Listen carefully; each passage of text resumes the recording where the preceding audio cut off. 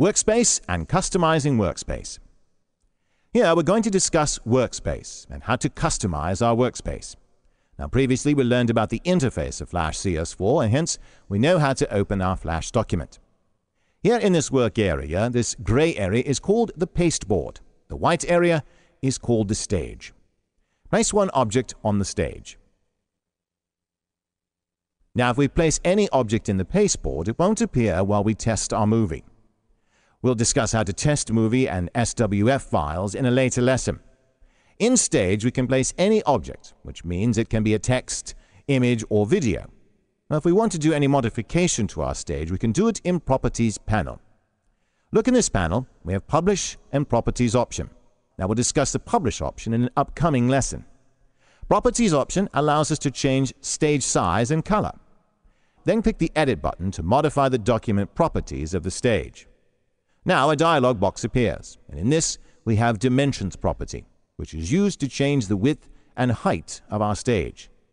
Then select Default for Match property, and we can choose background color from this property. Frame rate will be 12 FPS, which stands for frames per second. Ruler units can be in centimeters, millimeters, or pixels, so choose pixels. Click OK to view the changes. Now, so far we've discussed the work area. Let's discuss how to customize our workspace.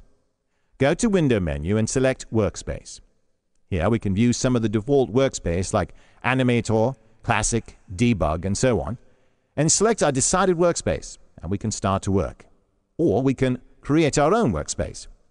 For instance, place the toolbox in the right side and timeline at the top of the stage. Now we're going to save our workspace. So go to Window menu and select Workspace, and in that choose New Workspace. Now, New Workspace dialog box will appear. In that, for the name option, type New, and then click OK.